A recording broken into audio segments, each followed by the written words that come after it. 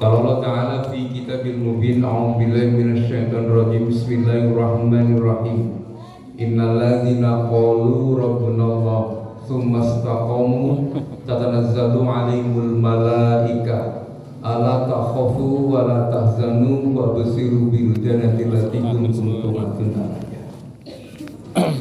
Para bapak, para ibu, jamaah pengawasan Masjid An-Nur Dusun Sono ingkang dipunmulyakaken Allah, sepisan muga kita tansah mujahaken raos syukur wa nyasaripun Allah Ta'ala awit rahmat lan berkah wonten ing jam menika kita lan panjenengan sami tasih pinaringan wekdal kesehatan kesempatan sehingga wonten ing jam punika ugi kita saged makempal wajah wonten papan punika ingkang sak perlu kita sareng-sareng nindakaken menapa dados kewajiban kita inggih menika sepisan silaturahmi kaping kalih kala dewi.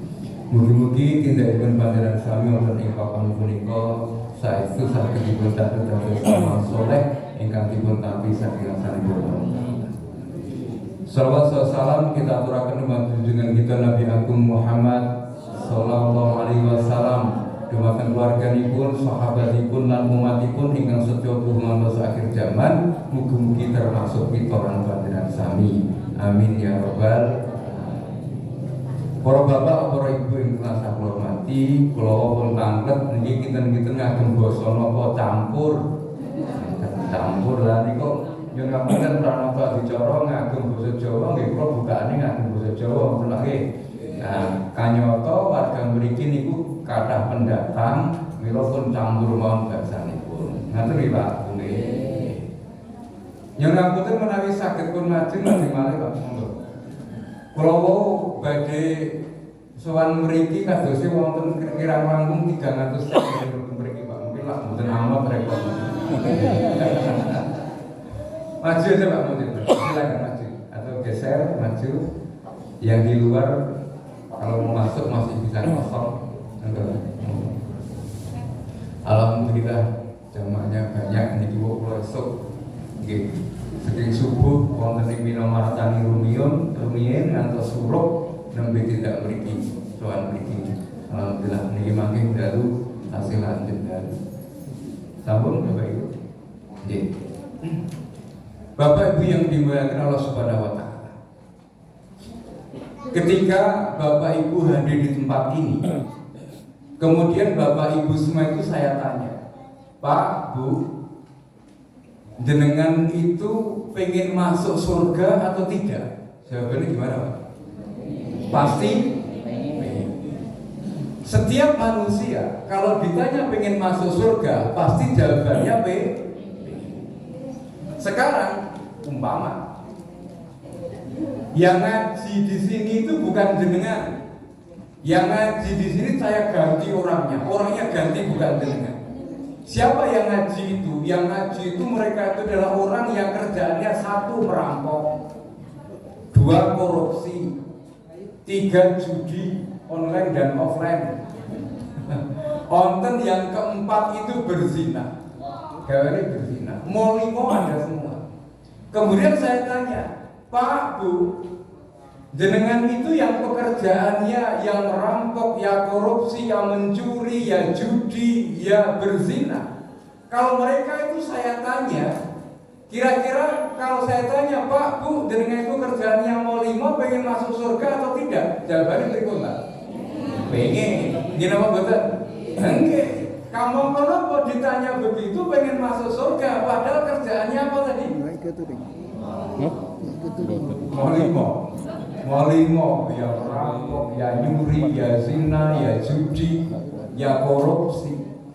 Berarti kalau semua orang itu pengen masuk surga, ya, kalau semua orang itu masuk surga, berarti kesimpulannya masuk surga itu mudah atau susah? Susah.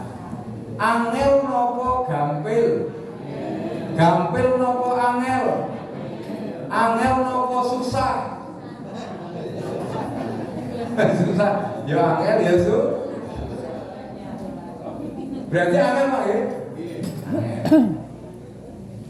Langsung ngeten. Kalau masuk surga itu di susah. Kemudian Rasulullah menyampaikan kalimat begini, kullu ummati yadkhulunal jannah. Kabeh umatku, semua umatku itu akan masuk surga. Pertanyaannya, Bapak Ibu yang hadir di tempat ini umatnya Nabi Muhammad atau bukan? Umatnya bukan. Umatnya, kalau umatnya berarti masuk surga gampang atau susah? Nah, sudah berubah. Sekarang jawabannya gampang. Ya tadi yang jawab angel mana? Oh, ternyata masuk surga itu mudah. Yang jamin siapa? Rasulullah. Rasulullah menyatakan kullu ummati yadkhulul jannah. Semua umatku itu akan masuk surga. Hadis sedikit dari Lampung, Mbak. Kamu ngirim ya.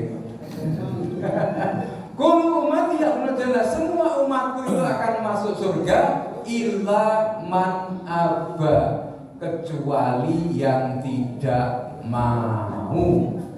Pertanyaan kedua, Pak Bu. Pertanyaan pertama, dengan umat Nabi Muhammad, ya berarti mudah masuk surga. Yang kedua, pertanyaan kedua, ya, dengan mau tidak masuk surga? Mau, berarti masuk surga gampang atau susah?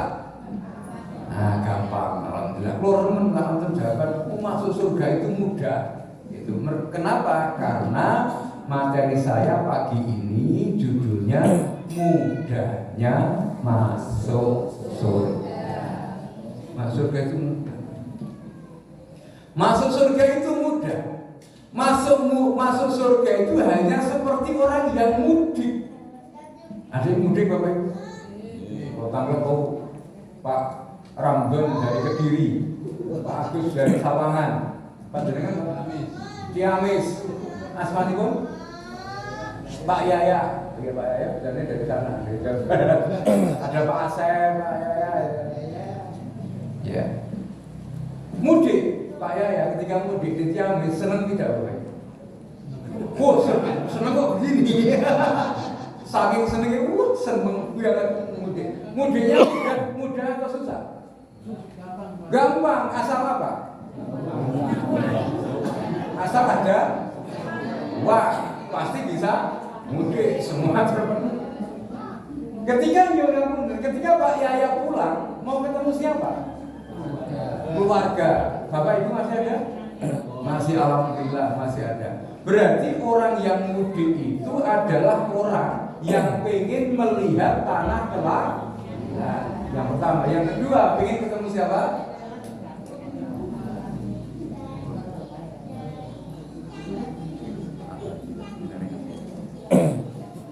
Yang kedua apa Pak?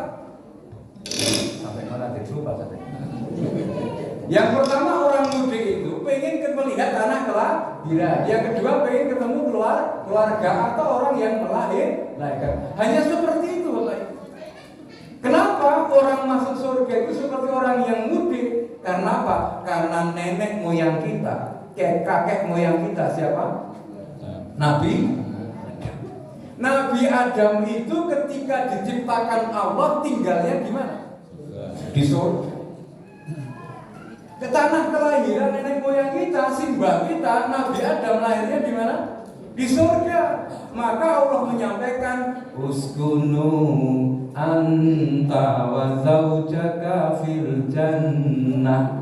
Wahai Adam, tinggal kamu di surga bersama pasangan. Ini tempatmu. Tapi apa?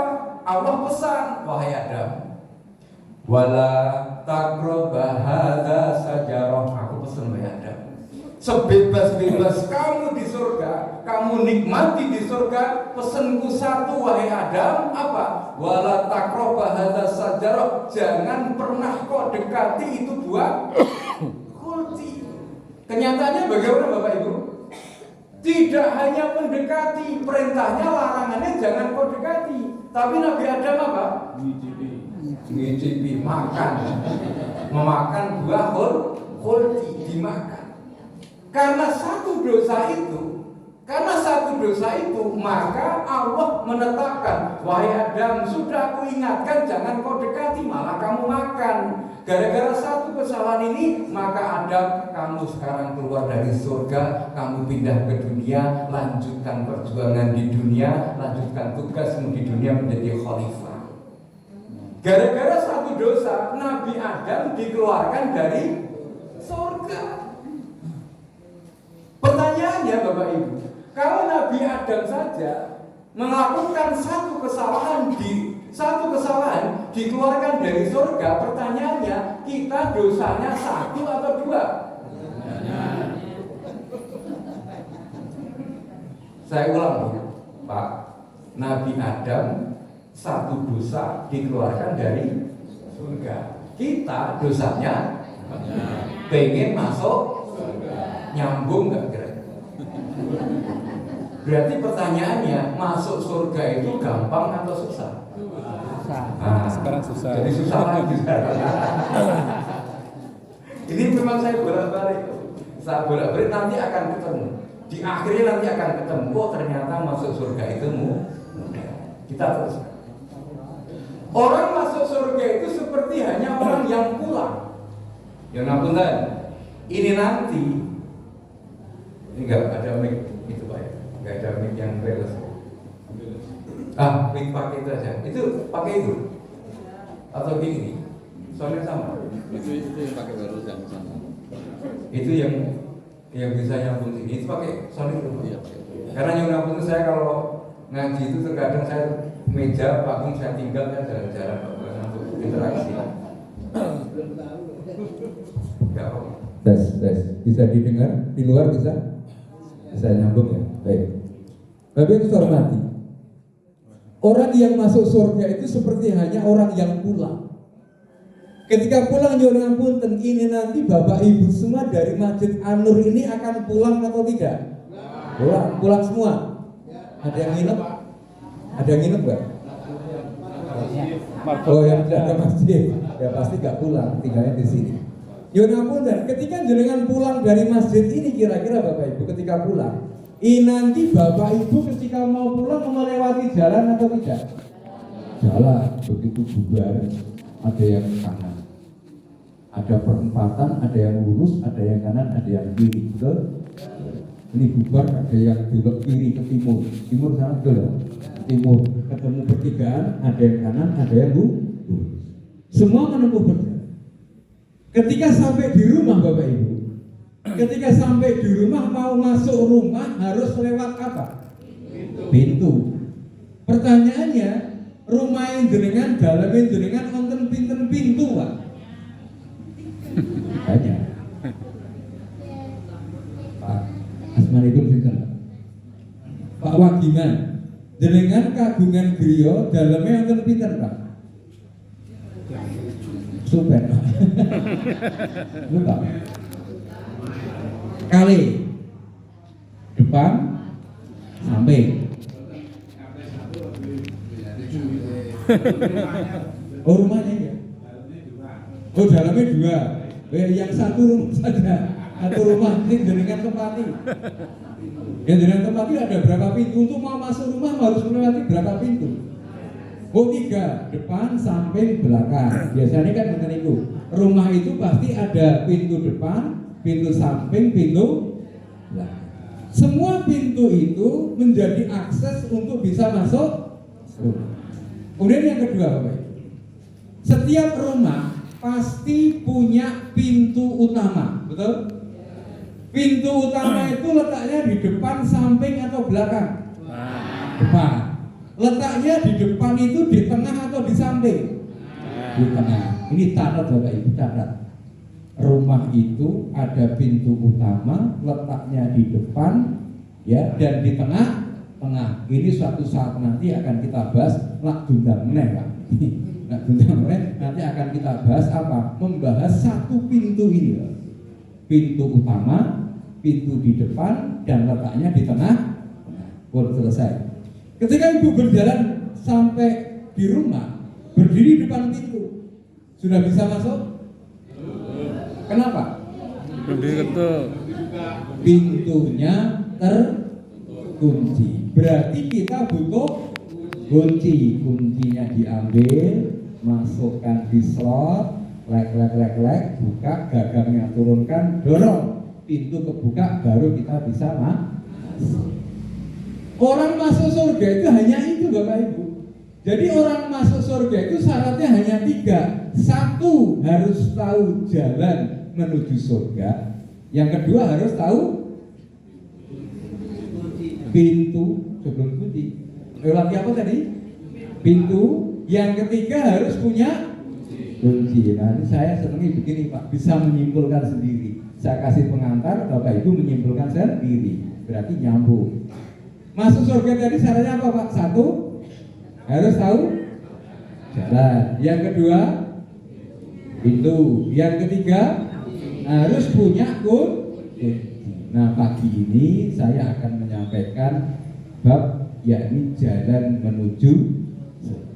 Kira-kira Bapak Ibu, jalan menuju surga itu apa, Pak? Jalan untuk menuju surga itu kira-kira apa? Takwa. Belum. Oh, Bu? Amal soleh. Oh, belum. Ridho Allah. Belum. Iman dan Islam. Dereng. Bekal. Belum. Dereng. Mau, Pak? Blok sini. Syafaat. Mau, Pak? Ingin bertemu Allah. Niat. Belum lagi? Belum. Apa? Ibadah. Belum. Takwa. Belum. Ternyata memang pun sudah 10 jawaban. Ternyata selama ini kita nggak tahu, Bapak Ibu. Jalan menuju surga itu apa? Oh, ternyata kita selama ini sudah 10 jawaban belum tahu. Ternyata Bapak Ibu, jalan menuju surga itu hanya satu. Apa?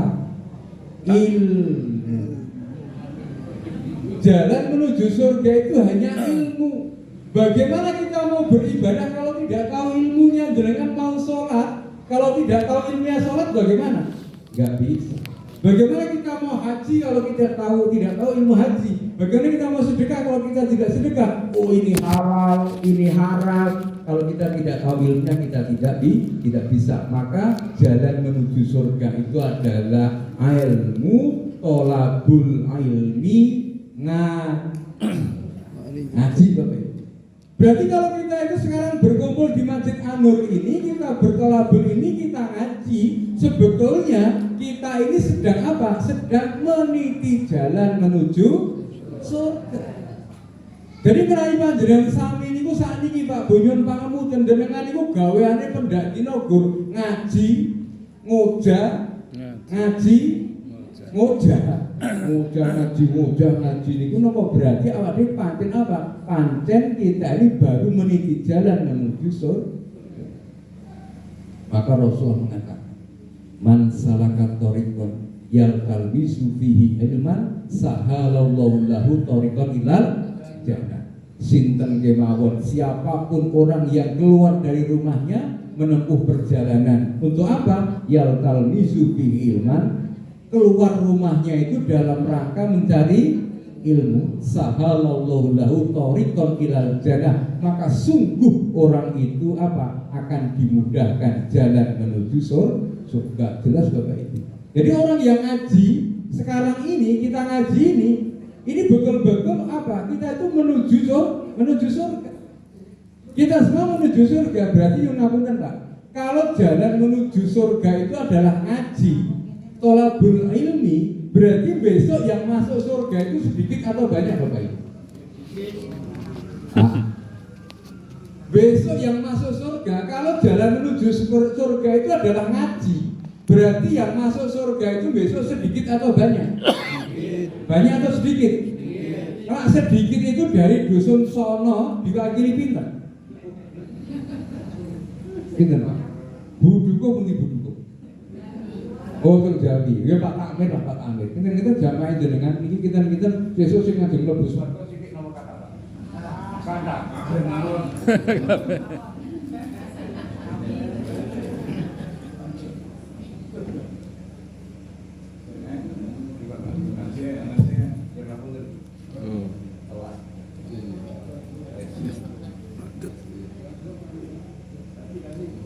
tes. Nah, ini gimana menurut ending?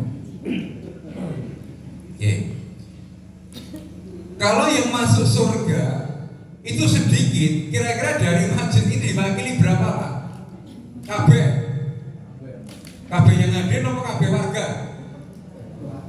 Kabeh yang seneng ngaji. Nah, itu rumusnya kan begitu. Rumusnya adalah kalau kita seneng ngaji. Maka jangan ngapunten, Allah itu ketika menurunkan ayat pertama kali bunyinya bagaimana Bapak Ibu? Iqra.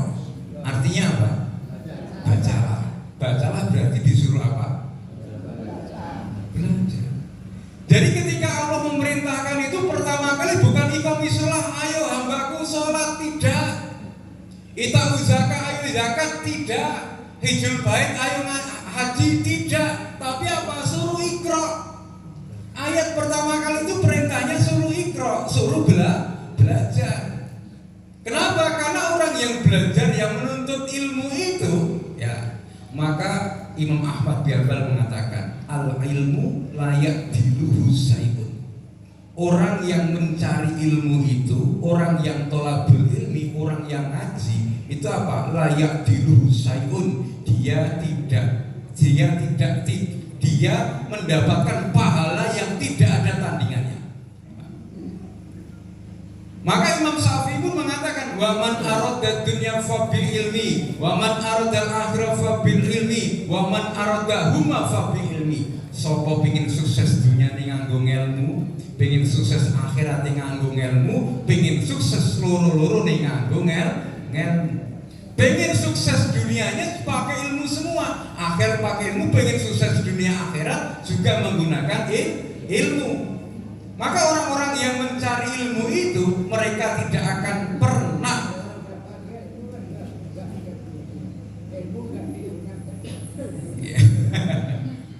orang yang mencari ilmu itu insya Allah kita dijamin, diberikan jaminan kesuksesan oleh Allah Subhanahu Wa Taala.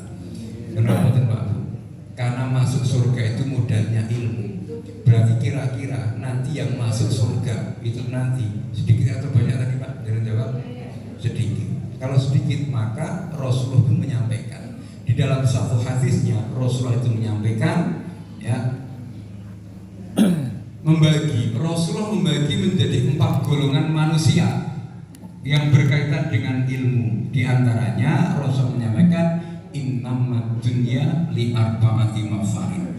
Sesungguhnya dunia itu dibagi menjadi 4 golongan manusia. Siapa saja itu? 1. Rasulullah menyampaikan di dalam satu hadisnya, Rasulullah menyampaikan, abdin rozakumullahu ilman wa rozakumullahu malan. Golongan yang pertama adalah golongan orang yang berkaitan dengan ilmu, Pak. Jadi Rasulullah membagi orang yang berkaitan dengan ilmu. Innama junali arba'ati mafarin, Allah membagi 4 golongan. Yang satu, abdin rozakumullahu malan wa rozakumullahu ilman. Golongan pertama adalah golongan orang yang diberikan harta banyak dan dia itu senang ngaji. Golongan pertama, Bapak Ibu. Kita nanti masuk yang mana kira-kira? Golongan pertama adalah golongan orang yang kaya suka ngaji. Ada? Mana Pak? Bagus. Jamaah jenengan yang ada di sini yang kaya suka ngaji yang mana? Bagus. Yang mana?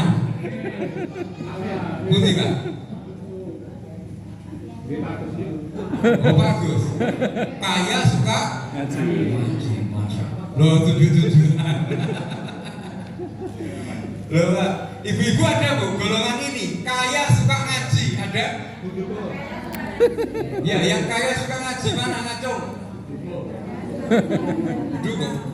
Buduko, kaya dan suka ngaji, masya Allah. Gus kaya suka ngaji jadi pemimpin, jadi contoh, masya Allah luar biasa. Bagus kaya suka ngaji luar biasa. Sampai Rasulullah mengatakan fahada bi afdhalil manazil.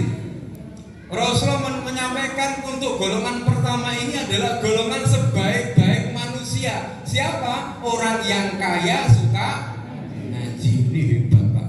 Manusia terbaik di dunia adalah orang yang kaya suka ngaji. Jumlahnya sedikit atau banyak Bapak Ibu? Sedikit atau banyak? Sedikit. Oh, sedikit. Golongan pertama. Golongan kedua.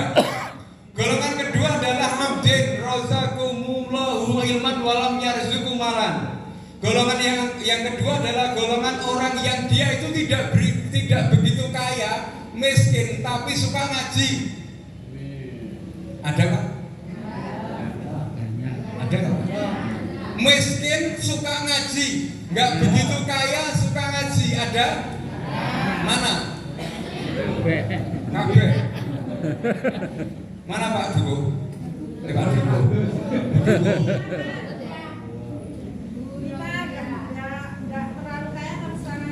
Oh suka ngaji, orang pakai suka yang senang ngaji, wes seneng aja lah. Pokoknya orang itu suka ngaji walaupun tidak roto sebagian besar rapatnya suka yang senang ngaji.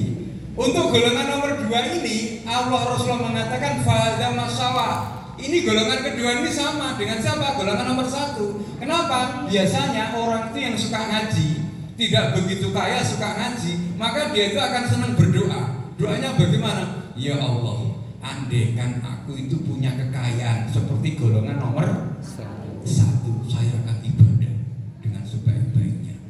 Ya, jadi berdoa. Sama. Yang ketiga, abdin razaqakumullahu malan walam yarzuqhu ilman. Golongan yang kedua adalah golongan orang yang kaya tidak suka ngaji. Ada Bapak Ibu? Di dusun sono sini ada nggak wargane jenengan Buduko, wargane jenengan tesih wonten mboten sing wargane jenengan itu sugih ning rasa ngaji? Wonten mboten? Jenengan kok damai semangat itu. Wonten? Banyak Bapak Ibu. Masih ada golongan apa? Golongan orang yang kaya tidak suka ngaji. Biasanya kalau orang kaya tidak suka ngaji, itu biasanya nanti akan banyak masalah. Masalahnya di mana? Cara mencarinya sudah tidak sesuai dengan syariat, dengan hukum, melanggar hukum. Nanti dapat harta, ya dibelanjakannya juga tidak benar, akan banyak masalah. Untuk materi ini Pak, khusus yang ini memang saya sudah membuat judul materi saya judulnya adalah Serakus Serigala. Ya, tapi materi ini saya keluarkan setiap 5 tahun sekali. Saya sampaikan 5 tahun sekali saya menyampaikan materi Serakus Serigala. Kenapa? Berkaitan dengan pilpres, pilkada, pilek, Serakus Serigala. Nah, golongan yang nomor 3 ini, golongan yang orang itu kaya tidak suka ngaji, Rasulullah mengatakan fa'adha bi'ahbasil manazil. Inilah golongan yang sejelek-jelek manusia. Golongan yang keempat, Rasulullah mengatakan abdin walam yarzuqhu malan walam yarzuqhu ilman. Golongan yang keempat adalah golongan orang yang dia itu miskin, gak suka ngaji. Nonton? Wes miskin rasa ngaji, nonton apa mboten? Tanggane jenengan tes yang nonton apa mboten? Rata-rata tanggane jenengan sing ndro ngaji sugih napa miskin? Nah niku tugas jenengan niku. Tugas Pak Tamir Buduku pripun carane bisa datang ke tempat ini untuk bisa bersama-sama ngaji. Gitu Pak. Yo napunten. Niki wargane jenengan dusun sono Blotan dan Tono. Satu dusun. Oh beda. Kalau masjid ini untuk sono mana? Blotan. Sono Blotan warganya berapa?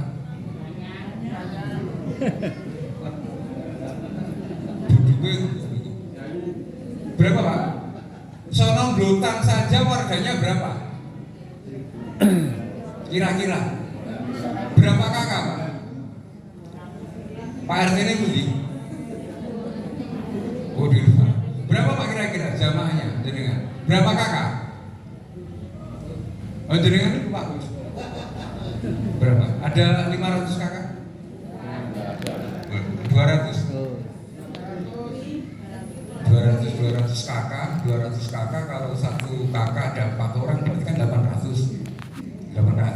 Sekarang yang hadir berapa Pak? 900. Yang hadir berapa? Pinten Bu? Anjringan damel snack pinten? Bikin snacknya berapa? Hah? 250? 150. Berarti yang hadir kira-kira 150. Saya kalau tinggal di snacknya telas gitu. Sukses 160, yang hadir 150. Dari 800 warga yang hadir 150. Kenapa? Karena mohon maaf, di setiap kampung kalau saya survei rata-rata di kampung itu yang ngaji ya itu, yang sholat ya itu, yang ngurus masjid ya itu, sing mlebu swarga ya. Ada penambahan nggak kira-kira? Nah ini tugas takmir, tugas kita semua. Kalau dengan peduli, maka besok diajak warga yang lain yang belum hadir, diajak masuk surga. Ayo mlebu swarga. Mlebu swarga carane piye? Teko Masjid An-Nur napa ngaji. Mergo jalan swarga pun disampir teng mriku besok ngaji. Kang ayo ngaji Kang, insyaallah mlebu swarga. Napa? Ngaji teng Masjid An-Nur. Baik, ngaji. Jadi orang ngaji itu ilmu layak dilusaiun. Orang yang mencari ilmu itu, ngaji itu layak dilusaiun. Dia akan mendapatkan sesuatu yang luar biasa dari Allah Subhanahu wa taala. Bahkan Rasulullah menjamin akan diberikan 4 jaminan kepada orang yang suka ngaji. Di dalam satu riwayat Muslim Rasulullah menyampaikan, "Mazzama'a qaumun fi baiti min buyutillah." Sudah berkumpul satu kaum fi baiti min buyutillah, di dalam rumah-rumah Allah atau masjid. Sudah berkumpul warga. Ini saya perkecil, saya persempit tafsir hadis ini. Mazzama qaumun fi baiti min buyutillah, sudah berkumpul warga sono blotan. Berkumpul di mana? Masjid An-Nur. Ngapain? Yatslunal kitab wa yatadarasuna bainahum. Mereka itu membahas satu ayat, kemudian mencoba dipahami artinya apa? Artinya masama qaumul fi baiti min buyutillah itu adalah apa? Sudah berkumpul warga Sonoblotan di Masjid An-Nur, mereka itu ngaji semua. Maksudnya begitu. Terus Allah akan berikan apa bagi orang yang suka ngaji itu? Yang pertama, orang-orang yang suka ngaji itu, maka Allah akan memberikan jaminan pertama, wa nazalat alaihimus sakinah. Orang yang suka ngaji itu akan diberikan ketenangan. Tenang, demi Bapak Ibu, jenengan yang di tempat ini, berkumpul di tempat ini, jenengan itu batine raos remen apa mboten? Seneng atau tidak? Bahagia atau tidak? Tentram, senang. Itulah jaminan pertama. Jaminan pertama adalah orang-orang yang suka ngaji itu akan diberikan ketenangan. Makanya kalau kita itu punya masalah di rumah, refreshing ke masjid ngaji, Pak. Tenang. Insya Allah tenang. Kalau kita itu nyuruh ngapunten, kalau kita punya masalah dikejar-kejar orang nagih hutang, Pak. Kita punya hutang dikejar-kejar sama debt collector, dengan ngaji tenang. Orang ngaji itu seakan-akan lupa punya hutang selama ngaji. Pulang ingat lagi. Karena nggak mungkin Pak kalau kita ditagih debt collector Pak. Dengan ditagih debt collector terus segera ngaji. Mungkin debt collectornya nusur ke pengajian Pak, nggak mungkin. Ya nggak mungkin itu. Makanya orang yang suka ngaji itu akan diberikan ketenangan. Saking tenangnya Pak Bunyun ngapunten. Orang yang suka ngaji itu diberikan ketenangan. Saking tenangnya kadang ngantek ada yang ngantuk. Mana yang ngantuk? Ada yang ngantuk. Makanya begini loh. Ada satu meme. Meme ini kan meme Pak. Meme itu ada kalimat sindiran. Kalimat sindiran kepada orang Muslim. Itu sindiran itu telak Bapak Ibu. Saya sebagai orang Muslim itu harusnya tersinggung dengan kalimat itu. Tetapi kenyataannya begitu Pak. Bagaimana kalimat sindiran itu? Kalau kamu punya penyakit insomnia, penyakit apa nih? Penyakit tidak bisa tidur. Kalau kamu punya penyakit insomnia, datanglah ke Jumatan. Bener nggak Pak? Kita jadi orang Muslim tersindir nggak Pak kalimat ini? Tersindir. Nyata tidak? Yang kulino khotib siapa Pak? Yang sering khotib siapa? Pak Agus enggak? Kalau Pak Rois? Iya, Pak Rois. Pak Ramadan. Oh Pak Rois, ingkang khotib. Jenengan nggih khotib. Nyuwun ngapunten Pak Bu. Pak sinten asmane? Sami. Ramadan, Pak Ramadan. Itu Pak Ramadan. Mesti lahir pas Ramadan iki. Nyuwun Pak Ramadan. Nalikanipun panjenengan khotbah wonten mriki, niku kinten-kinten jamaah jenengan niku kathah sik ngeten napa sing ngeten? Oh serius. Saking tenangi, saking khusus memang jaminan apa? Jaminan orang yang ngaji wa nazalat alimus sakinah. Orang yang datang ke masjid ngaji itu mendapatkan ketenangan, saking tenangi. Itu. Maka ada kalimat tadi kalau ada punya penyakit insomnia, datanglah ke pengajian, datanglah ke Jumatan Pak. Orang yang insomnia Pak, datang ke Jumatan bisa begini Pak. Betul tidak Bapak? Betul. Makanya saya teliti. Ini ada apa? Kenapa ketika zaman Rasul dulu, ketika Jumatan itu banyak dari umat Islam itu betul-betul mendengarkan apa yang disampaikan Rasulullah.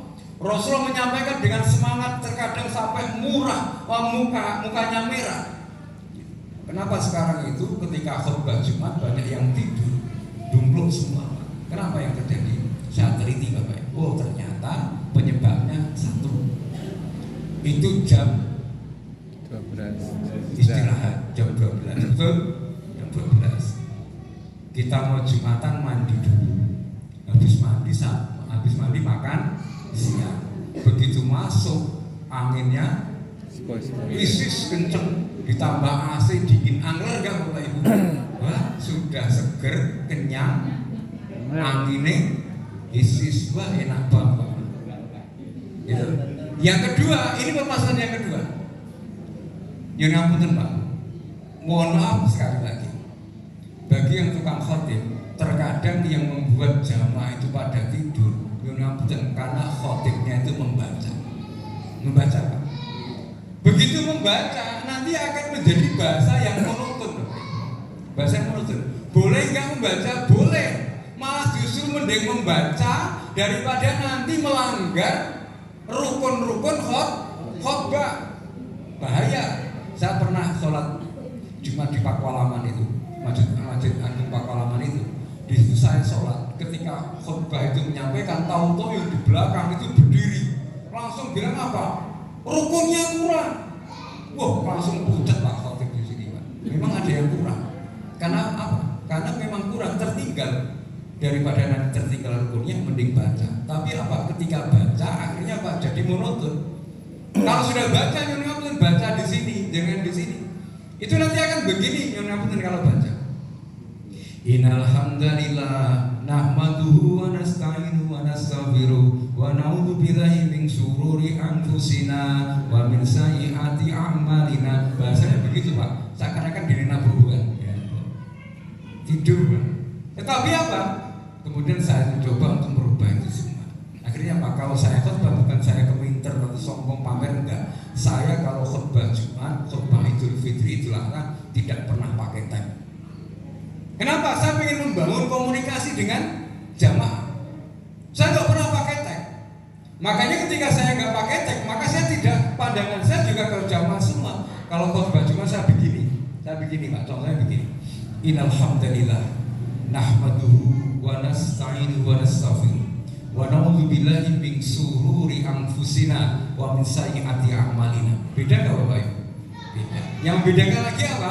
Ketika saya memanjakan khutbah itu Pak, dari ujung situ Misal saya khotbah di sini. Dari ujung sana ke sana, kuwi tak penelengi kabeh. Betul, saya pelototi semua. Jadi ketika saya khotbah itu di sini saya itu, innal hamdalillah nahmaduhu wa nasta'inu wa nastaghfiruh wa na'udzu billahi min sururi anfusina wa min sayyiati a'malina. Semua tak lihat semua Bapak Ibu. Nanti kalau ada yang ngantuk, masih ada yang ngantuk, ini saya gebrek Pak. Saya terkadang begini, kalau masih ada yang ngantuk, nada saya naikkan, kemudian saya biar bangun. Kalau ada yang ngobrol, saya berhenti. Jumatan, sholat Idul Fitri, kalau ada yang ngobrol, itu saya berhenti. Saya tegur. Saya sudah berhenti, kemudian saya tegur, Mas, kalau masih ngobrol di luar. Kenapa? Karena yang bisa mengingatkan hanya seorang khotib. Dengan jadi nggak boleh batal. Yang bisa mengingatkan hanya saya. Makanya saya apa? Ketika saya khotbah itu, kalau ada yang ngobrol saya berhenti.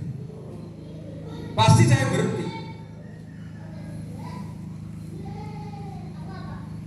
Ya kayak gini berhentinya kira-kira. Khotibnya madeg ngopo kayak gitu. Ya begitu metode. Nah, makanya apa? Yang pertama, jaminan bagi orang yang bertolak ini adalah wa nazarat alaihi sakinah, pikantuk ketenangan. Yang kedua, orang yang suka ngaji itu Bapak Ibu, orang yang suka ngaji itu adalah mereka mendapatkan wa ghasyiyatahum rahmah. Orang yang suka ngaji itu akan diberikan rahmat, pertolongan dari Allah Subhanahu wa Ta'ala. Ini pembahasan suatu saat nanti kita perjelas karena waktu sampai jam berapa? Jam 7 ya Pak? Jam 7. Yang ketiga, orang yang suka ngaji itu wahabhumul malaika. Orang yang suka ngaji itu akan dijaga oleh malaikat. Dimensi kita malaikat Bapak. Maka bedakan antara majelis taklim dengan majelis yang lain. Contoh, misalkan di sini Bapak Ibu, semalam kan ada jadilan. Umpama bareng di sini ada majelis taklim, di sebelah sana ada majelis jadilan. Majelis itu kan tempat berkumpul, tempat duduk, kumpul-kumpul. Podo-podo kumpule, sini kumpul ngaji, sana kumpul jadilan. Podo-podo kumpul itu. Nyonapunten, ketika di sana itu jadilan, ada yang joget nggak Bapak Ibu? Oh, joget. Umpama karena musiknya enak, kemudian penonton pada joget. Ketika joget senggolan, setelah senggolan bagaimana Bapak Ibu? Gelut, taburan. Karena di sana majelis jadi bandingkan Bapak Ibu. Kalau kita bermajelis taklim di sini ngaji, di sana jadilan. Kira-kira jenengan milih pundi Pak? Jenengan menanggulan. Umpama begini, Bapak Ibu itu bawa sepeda motor, yang dibutuhkan itu gas apa ring? Gas apa ring? Ya gas yang ngerem. Ngegas terus nggak pakai ring nanti nabrak. Lah ngerem terus tanpa ngegas, orang tekan-tekan. Lalu kita terapkan, kalau jenengan ada jadilan dan ada pengajian, yang digas yang mana? Jadilan nih. Oh ngerem nomor jin. Ngegas jadilan. Ya, nah kita pilih yang ngajinya digas lah, kita semangat ngaji. Nanti yang jadilan direm dulu lah, kan begitu. Nah sama-sama begitu. Kalau di sana di majelis jadilan itu joget apa? Tawuran, gitu. Tapi bandingkan dengan kita di majelis ilmu, majelis taklim, yang ngapunten. Mas itu dengan Mas Udin. Mas Udin, sama dengan nama saya. Dengan Nurudin, dengan apa? Khusnudin. Oh Khusnudin, dengan Mas Pak Yanto, yang ngapunten. Pak Yanto dan Pak Udin. Ketika Mas Udin ini ngaji, ngantuk. Pak Yanto lihat, ya Allah, Mas Udin ngaji kok ngantuk. Kemudian disenggol. Ketika dengan disenggol Pak Yanto, dengan marah tidak? Oke, agak. Wah, agak marah. Agak tau.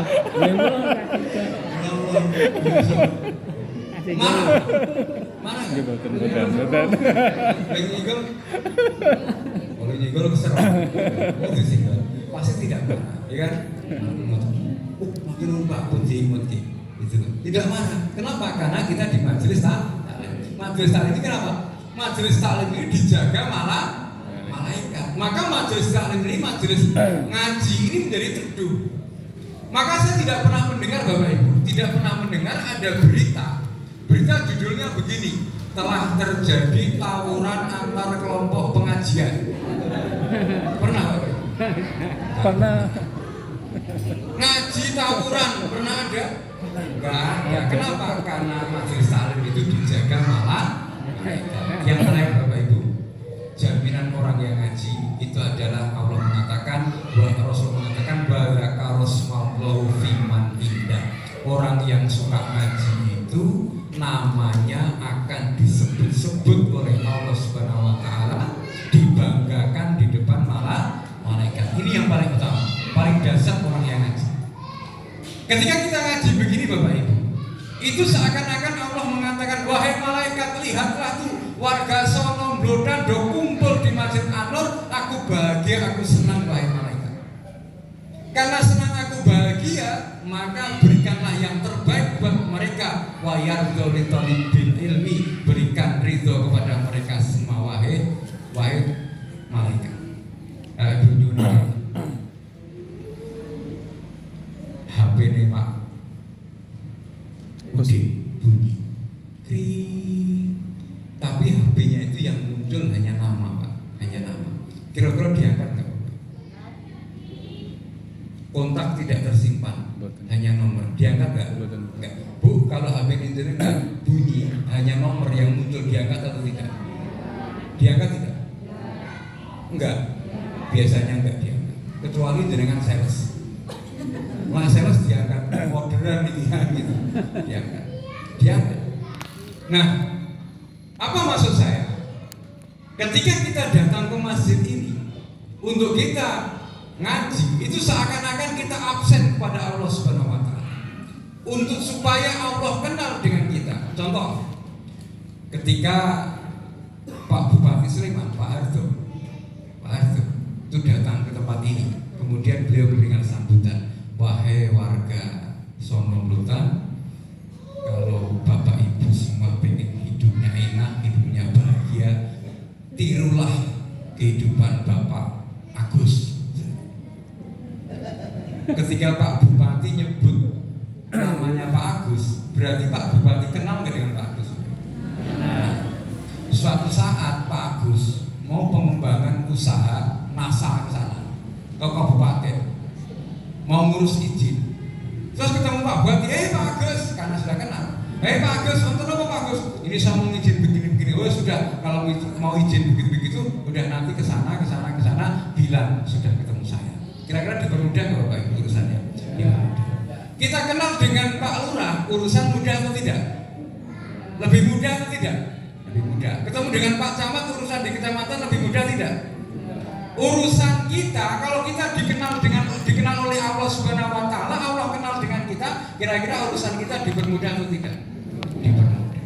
Maka ketika kita hidup di dunia ini begitu banyak masalah.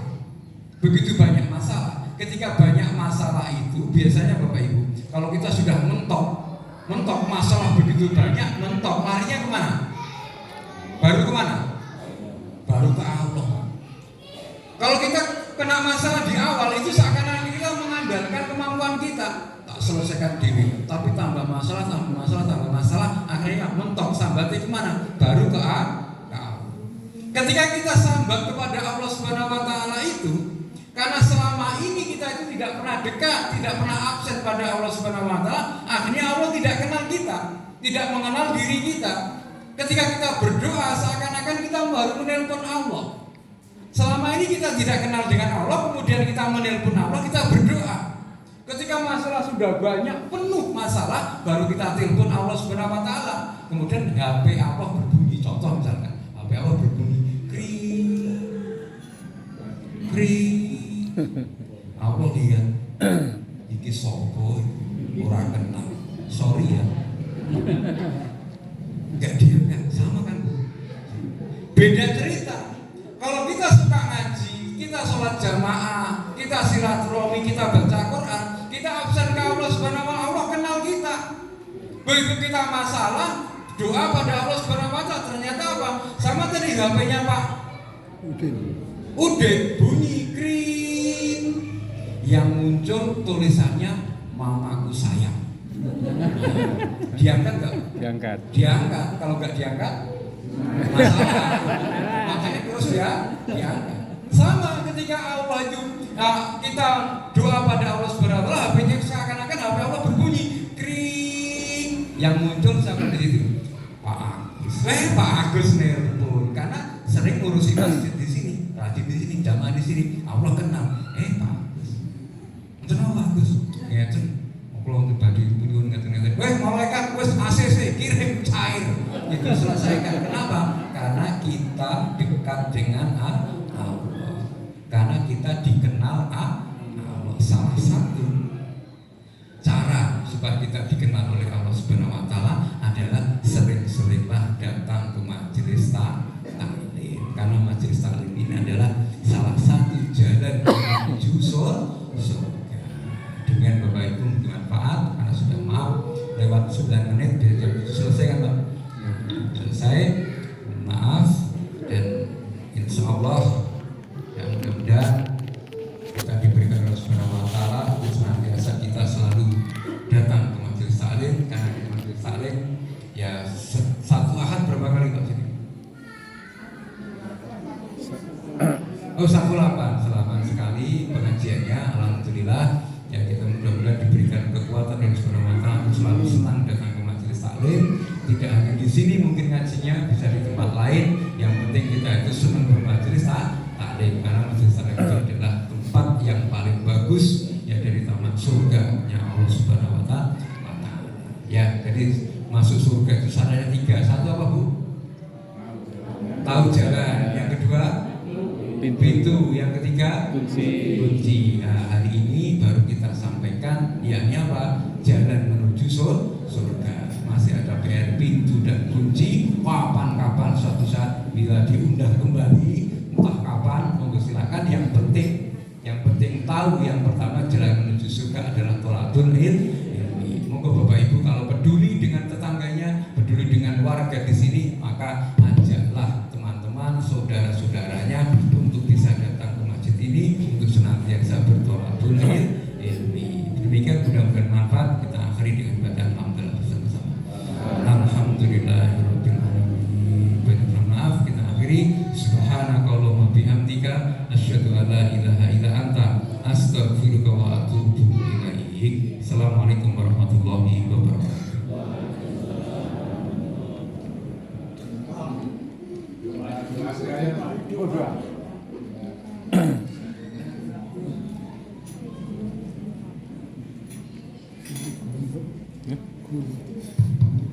Gua kati tutupkan doa doa. Allahumma sholli ala ali Muhammad wa ala ali Muhammad kama shallaita ala ali Ibrahim wa ala ali Ibrahim fil alamin innaka Hamidum Majid. A'udzu billahi minasyaitonir rajim. Bismillahirrahmanirrahim. Alhamdulillahirabbil alamin. Hamdan sakirin, hamdan na'imin, hamdan yuwafi ni'amahu wa yukafi mazidah. Ya Rabbana lakal hamdu kama yanbaghi li jalali wajhikal qadri sultani. Allahumma arinal haqqa haqqan warzuqna ittiba'a wa arinal batila batila warzuqna ijtinaba. Allahumma inni dhalamtu nafsi dzulman katsiran kabiran la yaghfiru dzunuba illa anta faghfirli maghfiratan min indika warhamni innaka antal ghafurur rahim. Ya Allah, ya Tuhan kami yang ada di tempat ini, ya Allah, usia kami mungkin 30, 40, 50, 60, bahkan ada yang 70 tahun lebih, ya Allah. Bertambah usia bukan bertambah amal kebaikan kami, ya Allah. Bertambah usia malah bertambah dosa-dosa kami, ya Allah. Ampuni dosa kami, ya Allah. Astagfirullahaladzim. Rabbana dzalamna anfusana wa illam taghfir lana wa tarhamna lanakunanna minal khasirin. Rabbana hab lana min azwajina wa dzurriyyatina qurrata ayun waj'alna lil muttaqina imama. Ya Allah, jadikanlah keluarga kami keluarga sakinah mawaddah warahmah ya Allah. Ya Allah, titipi kami anak keturunan yang soleh dan solihah, penghafal Quran ya Allah. Rabbana inna sami'na munatina dilil imani an aminu birabbikum fa'amana. Rabbana faghfir lana dzunubana wa kafir anna sayyi'atina wa tawaffana ma'al abrar. Rabbana atina fid dunya hasanah wa fil akhirati hasanah wa qina adzabannar. Subhana rabbika rabbil izzati amma yasifun wa salamun alal mursalin walhamdulillahi rabbil alamin.